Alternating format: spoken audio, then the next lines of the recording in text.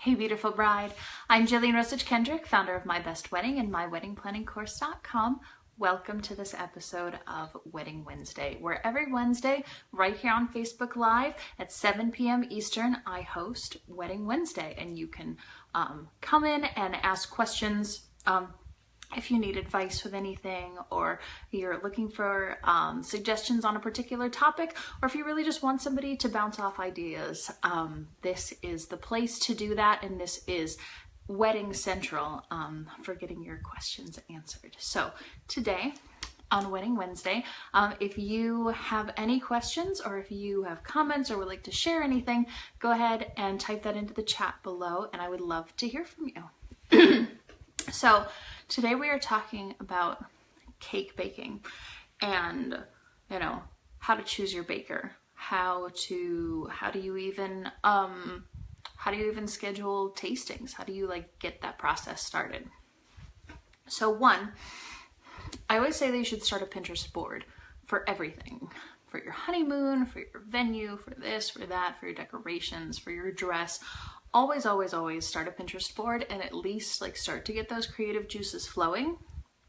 And then you can slowly start to figure out yes, I like this, or no, I don't like that.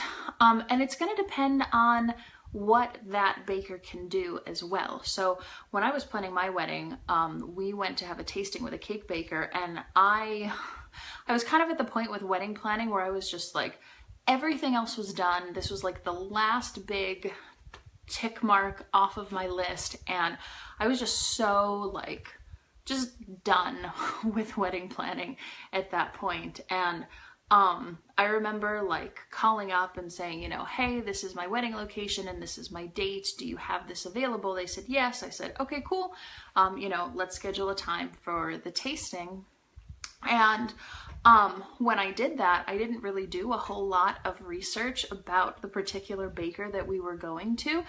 And it turned out they didn't do fondant at all. They specialized in buttercream, which turned out to be the thing that we wanted anyway. But it was one of those situations where it was oh, I probably should have researched that a little bit more, or should have figured out exactly what it was that I wanted before finding cake bakers and before finding pastry shops to go and actually have a tasting at. Because if you don't want buttercream and you go to a place that specializes in buttercream, well, then you're probably not going to get your cake from there.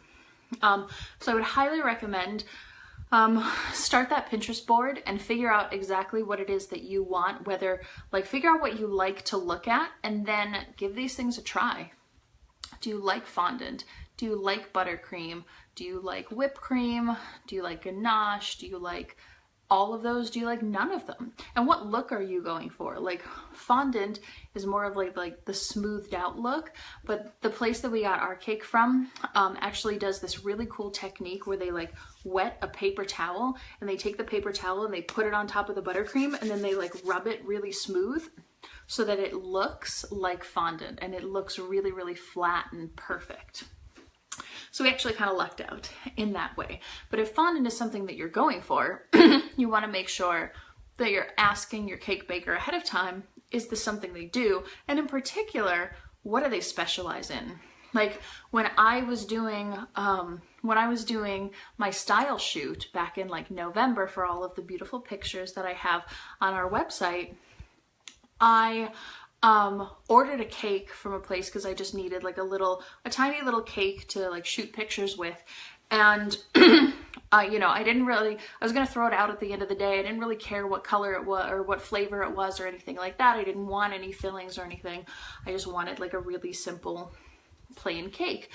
And I wanted a particular style, and I wanted the gum paste flour and blah, blah, blah. And then good thing I didn't want to keep that cake, because just out of curiosity, at the end of the day, I tried a little bit of it and it was not good. And turns out, after looking at the baker's reviews and history and blah, blah, blah, a lot of their reviews said their flowers are gorgeous, all of their sugar work is immaculate, but the cake doesn't taste good. And so you have to find the baker that you really care about, or find who it is that you that does what you're looking for. Do they specialize in like gum paste flowers? Do they specialize in sugar work? Do they specialize in fondant? Do they specialize in buttercream? Do they blah, blah, blah, blah? And just figure out for yourself what it is that you want and what you're looking for, and then kind of go from there to see what's available. Also, keep in mind that cake bakers aren't like DJs, right? Like one DJ can only be at one wedding at one time. Whereas a cake baker, depending on like how big their studio is or how many people on staff they have, they could pump out, you know, 5 or 10 or 15 wedding cakes in one weekend and it not be a big deal. But just like all of your other vendors, you're gonna have to ask your cake baker if they have your date available. You also might luck out and find a wedding venue who already provides a cake as part of what you're paying for, and that will tend to be hotels. A lot of hotels and like all-inclusive sort of places will include a cake and will include other things as part of what you pay for. So you might look out and already have, you know, the cake baker that you're going with, but if you have to go with somebody independent, you want to keep those things in mind as well. So I hope that helped and that's gotten you started along the cake finding process and the journey to finding your perfect wedding cake. And know too that all wedding cake tastings should be free. If you're getting charged to go to a cake tasting, they're probably not a very good company. They should have enough like included in their price that you can go to cake tasting for free. You might have to pay for extra people, like if your parents or his parents want to come, you might have to pay for additional people, but for 2 people, it should always be free. So don't pay for a cake tasting. Be leery of those who ask you to pay for a cake tasting, and know that you can go to as many as you want. Again, like with my situation when I was planning my wedding, we were just done with wedding planning. This was like the last tick box that we had to cross off, and we found a great place and they were willing to work with dietary needs because my husband's lactose intolerant. So we liked their flavors, we liked what they could do, they were super sweet, and we were just done with it and we said, yes, let's do it. They ended up being perfect and super duper awesome as well.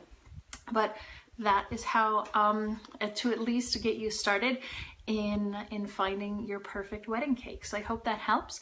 And don't forget, every Wednesday right here on Facebook Live, you can join me for Wedding Wednesday, and I will see you next week.